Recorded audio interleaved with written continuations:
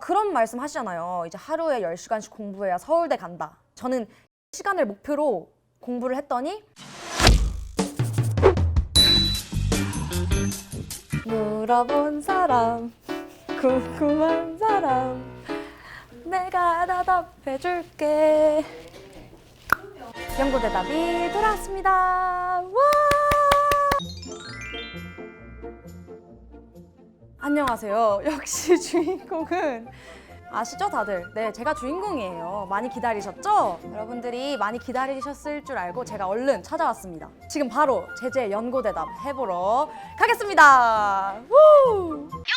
네, 첫 번째 질문입니다. 자존감이 낮아서 인간관계에 신경 쓰느라 에너지를 많이 뺏겨요. 유유. 어떻게 하면 당당하게 그리고 나에게 더 집중할 수 있을까요? 제가 그 프로필에 인간관계에 대해서 많이 고민을 한다 이런 프로필을 적어놨잖아요. 그거는 진짜 예나 지금이나 최대 고민거리인 것 같아요. 이런 부분이 이제 어떻게 하면 딱 해결이 된다, 뭐 자존감이 어떻게 하면 올라간다 이런 해답은 없지만 제가 그래도 겪은 경험을 토대로 한번 이야기를 해보려고 합니다. 우선 첫 번째로 내가 스트레스를 받고 있는 일이 해결 가능한 일인지 아닌지를 먼저 파악하는 게 중요합니다. 내가 스트레스 받는 것보다 해결하는 게 더 쉽다, 거기에 들어가는 노력이 더 적다 하면은 당연히 해결을 하면 되고, 해결할 수 없는 문제다라고 판단이 되면 그 과정에서 나오는 분노라는 감정을 이용을 했던 것 같아요. 아, 왜 자꾸 내가 신경 쓰게 이렇게 화나게 만드는 거지? 이런 분노가 정말 최고의 동기부여가 될 수 있다고 생각을 합니다.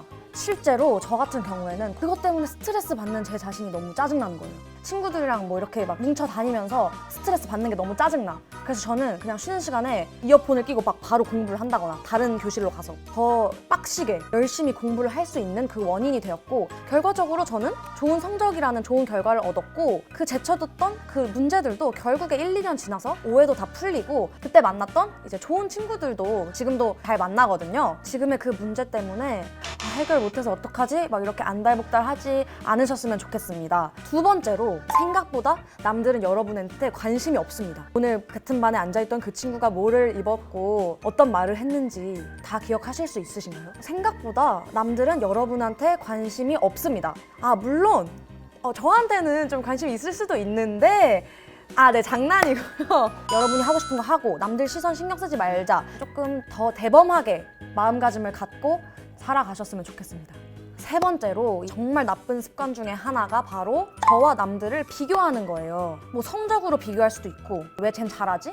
이런 사소한 거 하나하나를 비교하는 건 정말 쉬운 일이에요. 이런 마음가짐을 빨리 버리지 않으면 나한테 상처를 주고 내 자신을 깎아먹는 것밖에 안 되거든요. 이거는 누가 해줄 수 있는 부분이 아니고 난 나고 넌 너야, 이렇게 독립적인 주체라는 거를 항상 명심하셔야 됩니다. 왜 여러분은 자존감이 낮다는 사실로 더 낮아지고 더 상처를 받나요?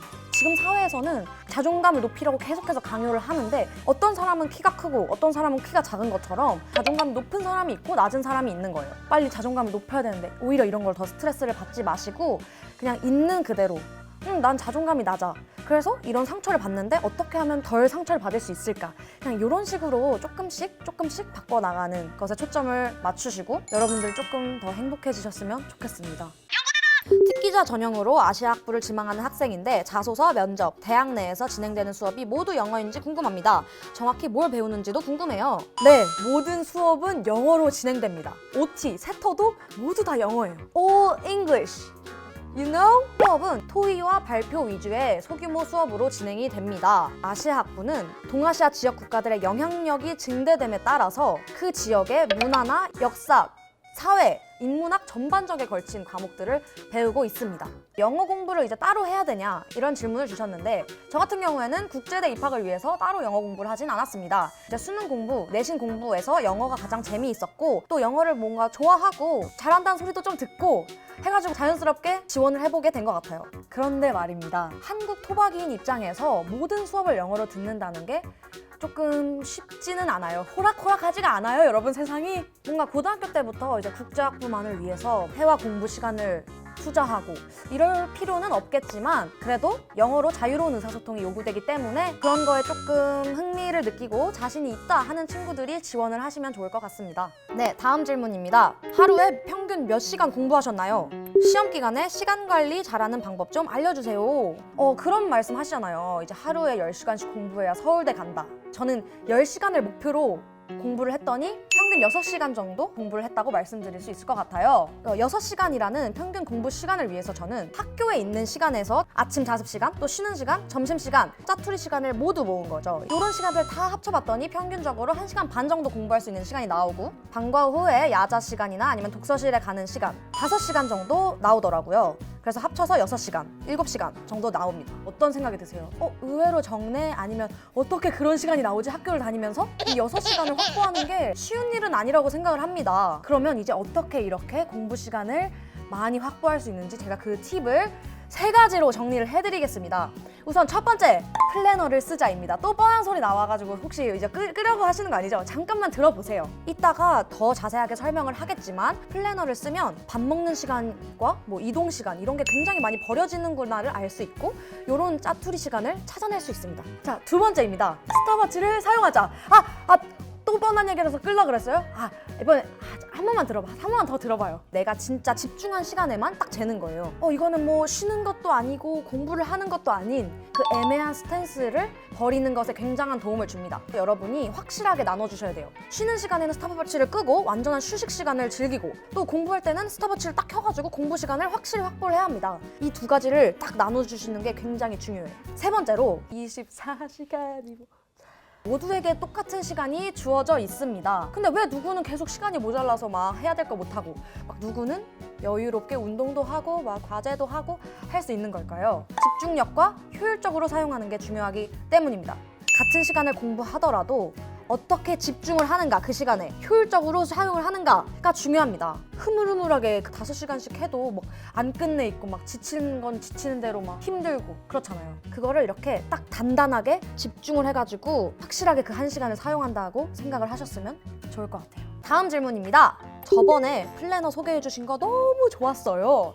이번 연고 대답에서 조금 더 자세히 설명해 주시면 더 좋을 것 같아요. 저는 우선 플래너를 2파트로 나눴어요. 투두 리스트, 오늘 해야 할 일들과 또 하루 일과 내가 오늘 했던 일들을 이렇게 나눠서 정리를 했습니다. 투두 리스트에서는 과목별로 몇 문제를 풀 것인가 이런 문제들을 세부적으로 쓰면 됩니다. 예를 들어 시험이 한 달 남았어요. 그럼 그때 동안 해야 할 일들을 딱 적어 놓으세요. 그거를 이제 일주일로 딱 나누고 그 일주일에서 또 한 하루로 나누는 거예요. 그러면 정말 세부적으로 국어는 몇 단원, 뭐 무슨 문제집, A 단원. 보통 처음에 이 양을 얼마나 잡아야 되는지 헷갈리실 수 있어요. 그래서 처음 3일에서 5일 정도는 유예 기간으로 그냥 설정을 해놓고 다 못하셔도 너무 스트레스 받지 마세요. 그냥 내가 하루에 이 정도 할 수 있는 날을 가늠해보고 일주일 동안 이 정도면 내가 할 수 있겠다 감이 잡히면 그 다음부터 그렇게 세부적으로 이제 차츰차츰 적어 나가시면 됩니다. 그 밑에 자는 시간 빼고 한 아침 7시부터 내가 잠드는 시간 뭐 밤 12시까지를 제가 뭘 했는지 적는 거예요. 저 같은 경우에는 그 위아래에 과목을 형광펜으로 통일을 했습니다.